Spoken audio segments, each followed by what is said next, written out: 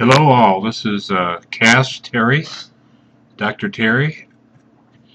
I hope you saw my first chapter 2 of Unhappy Retail Pharmacist. If you didn't, you can go to that website. The address is right down here. Let's go. Address is right here. This will take you to the one that we're going to go over today, but at the bottom of it, you can click on chapter 1, 2, 3, 4, or 5, and it will take you to those chapters. So today we're doing chapter 2, entitled The Unemployed Pharmacy PharmD Graduates. And before we jump right into that, I want to tell you a little bit more about myself. It says Leon Terry, but I go by my middle name, which is Cass Terry. And if you want to know more about me, you can go down here to the bottom of this blog where it says about the author. Click here, and if you click on this, which I'm going to show you right now, I hope. Yes. If you click on that, it's going to show you excuse me, I just want to move this out of the way. This is my website called morethandrugs.com, and this is one of the pages in there. It's called My Long History, and it said this is my strange story, how I evolved from frustrated pharmacist into a self-employed entrepreneur. And as you can see, I was kind of a professional student for a long period of time, and PharmD, MD, PhD. I even got an MBA when I was in academic medicine. So I've been around the block for a while. But anyway, I just wanted to let you know that. If you go if you go here to my website, you'll see even more material called morethandrugs.com, and I've got blogs in there as well as pages you can look at. So let's go back to now my blog, hopefully, yeah. And here we are on my blog, and we're going to continue on from here, I hope. Yes, here we are. So this is chapter 2, just to reiterate, called The Salad Days Are Over. The salad days are over.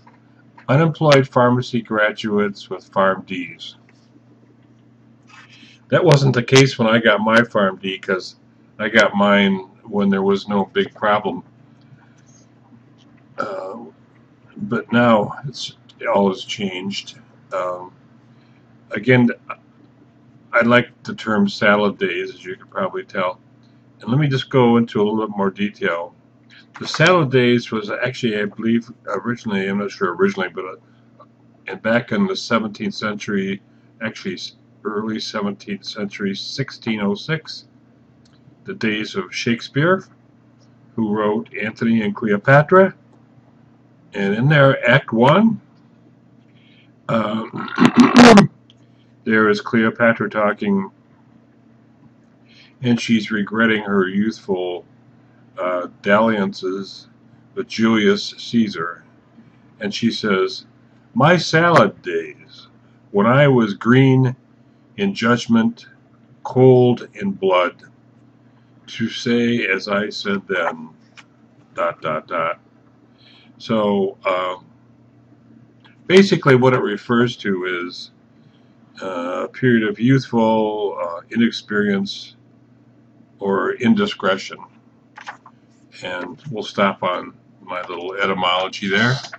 But let's go back to my blog now. I want to talk about pharmacy schools and graduation.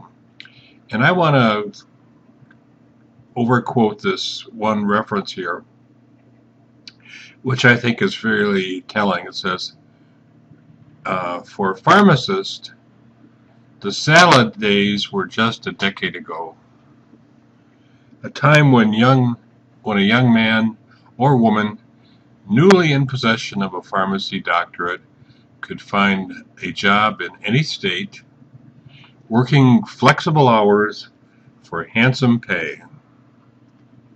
And if the pay wasn't handsome enough, he or she could pick up and move from a more saturated city like Pittsburgh, which has 2 pharmacy schools, to someplace in the Southwest, I like that someplace, where druggists were in critically short supply and higher demand.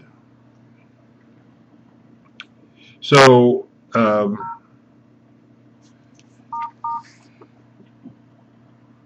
let me tell you what he means. But he said that's where you could go and get 6-figure salaries, $30,000 signing bonus. Does that sound nice? And even cars weren't uncommon, including Mercedes-Benzes.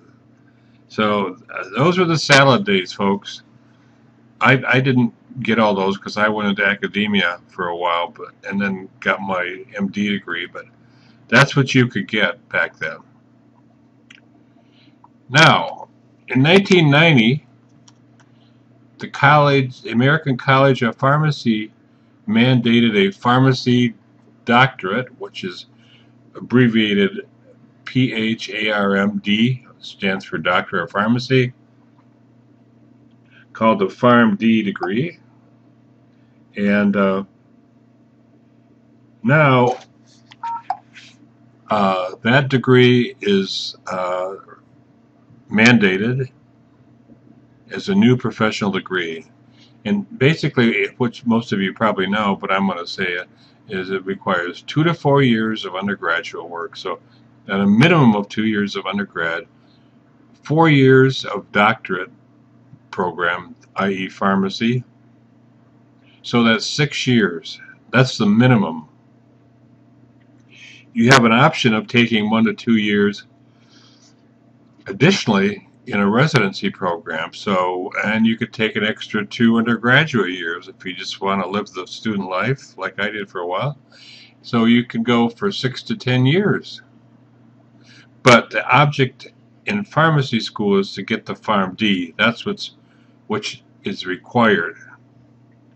So after that mandate came out, the 5-year program disappeared and then became a 6-year minimum requirement. What does this mean? Well, it means you get a so-called doctorate degree, but it also means, more practically speaking, it's more costly for you as a student, increasing the loan requirements and therefore your loan debt burden because of at least 1 more extra year, at least. So now let's go from 87 to 2012. Let's look at the number of accredited pharmacy schools from that time, from say 1990 to 2012. So that would be 22 years, 25 years. The number of U.S. accredited pharmacy schools almost doubled, from 72 to 128. That's phenomenal. Existing schools also, existing schools also increased their class sizes as well. So instead of graduating 6,000 excuse me, new PharmDs a year, as was done in 2002, our higher education system graduated about 13,000, more than double. Well, does that have an impact? You bet it does, and here it is. What's the end result? Let me just read you what one PharmD graduate had to say. And you can click on it if you go to the blog. It says regrets choosing pharmacy. It says the job market cannot absorb the surplus of new pharmacists.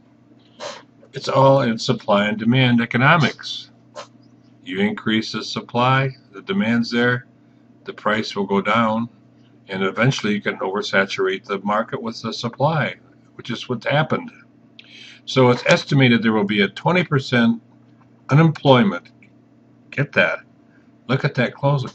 A 20% unemployment of new grads, PharmD grads, by 2018. That's 4 years from the date I'm recording this. And of the new pharmacy schools, get it, of the new pharmacy schools, 17 of them have yet to graduate a single student.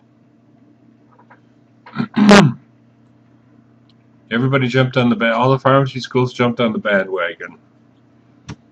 Now they've more than doubled the number of pharmacy graduates and oversaturated the market. And here's practically what you want to know. Currently, pharmacy schools cannot place all their graduates in jobs. Does that sound frightening?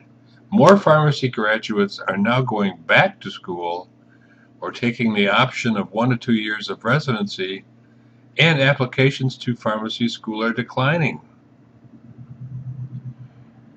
Is that frightening or what? Or realistic is sad. So what is that going to do to pharmacy? You could say, well, that's okay, the number of job openings will increase because we're growing. Well, that's not happening as predicted. It's not predicted to cover the greatly increased number of pharmacy graduates. That's a tragedy, and that's the way it is. That's why pharmacy salaries are decreasing, job openings are disappearing, and there's a lot of unemployed PharmDs out there. So the next blog we're going to talk about struggling in a retail pharmacy, and that's chapter 3, where my arrow is pointing right here, called Struggling in a Retail Pharmacy. If you go to my blog, you can just click on chapter 3, or you can listen to me talk and sort of throw little editorial comments in along the way on my next video. Thank you for listening, and I will talk to you the next time. Oh, by the way, and here, let me do this. Please leave a comment. I would really appreciate it if you'd leave a comment. Bye for now.